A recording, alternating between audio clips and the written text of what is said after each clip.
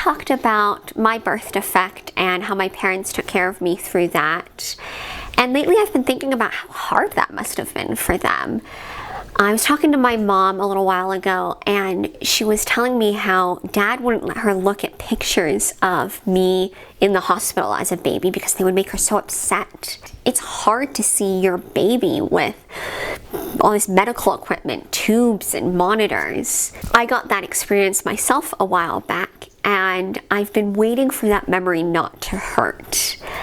I've been feeling kind of weak and pathetic that my experience wasn't that bad. My child is fine. Why does this still hurt to remember? Why do I still get sad? And when I think about what could have happened, when I remember how worried I was. My mother reminded me that a parent never really stops worrying about their children, that we don't stop feeling sad about sad memories. They're sad memories. She also reminded me that I'm not weak because that makes me sad. I'm strong because I went through that experience. And she also reminded me that it doesn't mean that I can't be trusted with harder challenges or trials. It means that I have context now.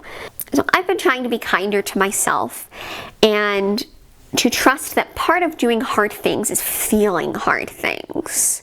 So this is my message to anyone who has ever had a sick child. It's okay to cry. It's okay to cry today. It's okay to cry a year from now when it's all over.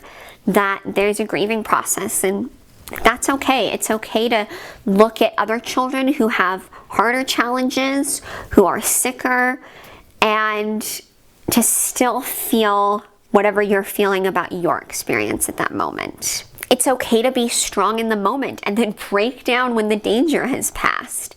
It's okay to not know everything. I work with kids, and one thing that's really important is to not minimize children's struggles, because even if it's small to you, it's big to them. Sometimes I forget that I'm my mother's child, and she did such a good job of not minimizing my struggle, that even though what I went through wasn't as big or as scary as what other people went through, she said, but it's the biggest thing you've been through. And she gave me permission to just be in my feelings, even though this experience happened almost a year ago and I'm still having some feelings about it. And in that conversation, I all of a sudden was a little girl again. And my mother was the kindergarten teacher who was listening to me and not minimizing. And I think that's really helpful to think about myself as little in a way, that I still have time to learn and grow.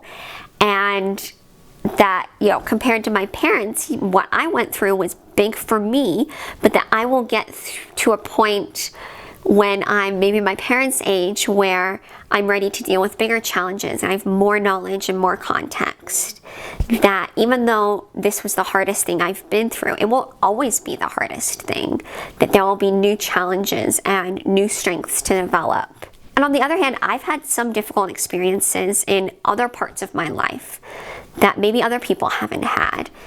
I just wanted to share that message that whatever you're going through, no matter how it compares to what other people have gone through or are going through, that it's just okay to be sad about it. And it's okay to be worried.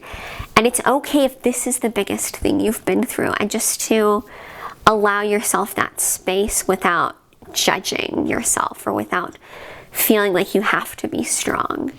And so this is, I guess, my blessing to you, that you will find a space where your struggles are not minimized, where you can be that little kid that is just still learning and growing and struggling, and that you also will know that it will get better, and that while it will always hurt to remember hurtful things, that it no longer becomes a part of your everyday life, and it's something that you can draw on in the future. You can draw on that strength in your future challenges.